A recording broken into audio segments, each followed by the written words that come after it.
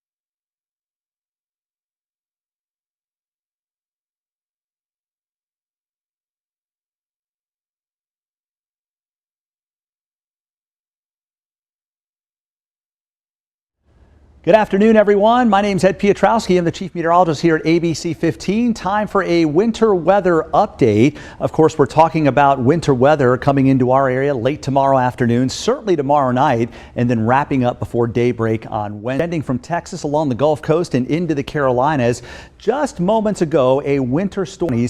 No surprise at all because our forecast calls for up to 2 inches of snow, and it's that 2-inch threshold that actually forces the National Weather Service to issue a winter storm watch. So let's get into specifics here. And first of all, here's our storm system. It's rotating out of Texas. As it moves into Texas and along the Gulf Coast, it starts to pick up a lot of moisture. You can see all the clouds here and even some light rain over South Texas. Then that storm will cross the northern Gulf of Mexico, take you through Tuesday into Wednesday. Partly to even mostly cloudy skies by then. The atmosphere will continue to get more and more moisture, and by 5 or 6 o'clock tomorrow afternoon and evening, we start to see some snow showers break out across the area. It's conceivable some of this could start as a little bit of sleet, but begins to fall even more. It'll cool the column, and I think it's going to be basically all snow wherever you do see it. So that's 6 o'clock. Here we go by 9 o'clock. I think by then we've got widespread light snow across the area, perhaps a little bit heavier right along the Grand Strand.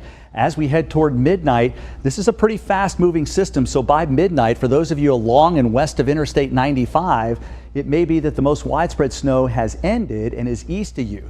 Between midnight and 3 o'clock in the morning, this rain, well, actually the snow will begin to move away. And I think by 3 or 4 o'clock in the morning, the more widespread light snow has moved off the coast. We still got cloud cover around, then skies will begin to clear. By daybreak on Wednesday, when the sun's coming up, we actually will see some sunshine inland, still lots of clouds along the coast, but eventually those clouds are going to move away. So here's the timeline once again for you. For those of you on the border belt and across the PD, things pick up after 6 o'clock, peaking between 8 p.m. and midnight, and then shortly after midnight, any precipitation begins to end. Along the Grand Strand, you might see some snow as early as 6 or 7 o'clock, but the peak of the event, where we have the most widespread snow, will likely be between 9 p.m. and 2 p.m., or actually 9 p.m. Tuesday night into 2 a.m. on Wednesday, and then anything. So how much are we talking about? We really haven't changed much with the forecast, especially down by the beaches. We're still expecting up to 2 inches of snow over Horry and Georgetown counties. As you head further to the west, many areas along the PD could see up to an inch. When you get west of Bennettsville and Hartsville, we're just talking a little bit of flurry activity here.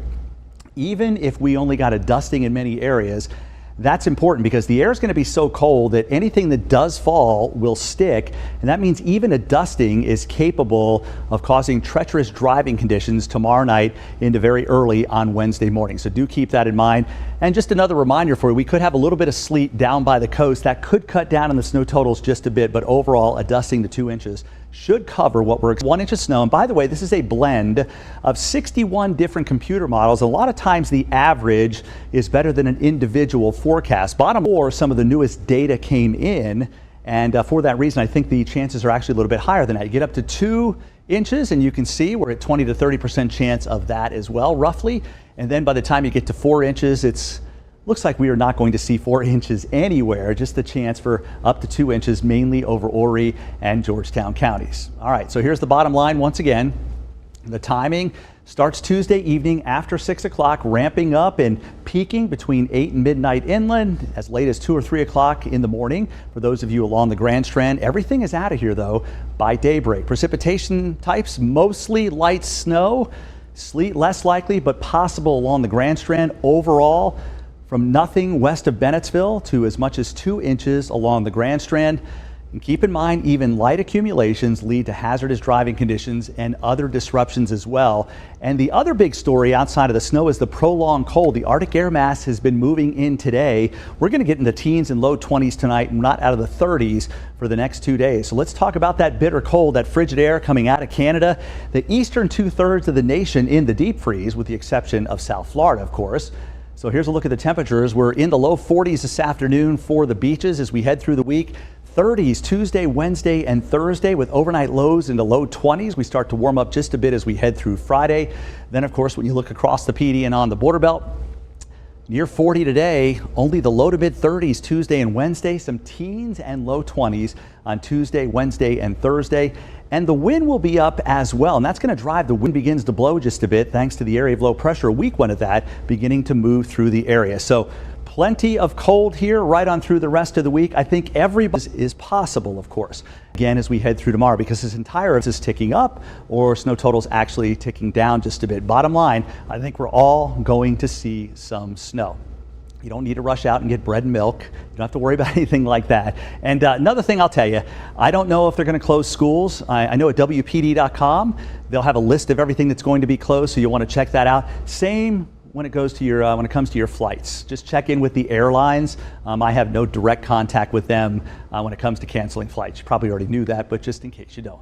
All right, Jenna Warner's here, which, by the way, today's her birthday. Our weekend meteorologist. Everybody say happy birthday to Jenna. Working on her birthday. We appreciate you being here, Jenna. Thank you. Any questions that we did not cover here? All right, I have one. The satellite I showed you, cloud cover was expanding in Texas, and as that disturbance gets over the warmer Gulf of Mexico, it will develop there and move eastward. This is snow. They're going to get a lot more snow than we will that far south in a generation. Pretty amazing. Okay, next question. Lots of questions about Thursday. What Good, I forgot to mention that. So the models have been trending away from any significant freezing drizzle or rain. We'll keep a close eye on that because it's as cold as it will be.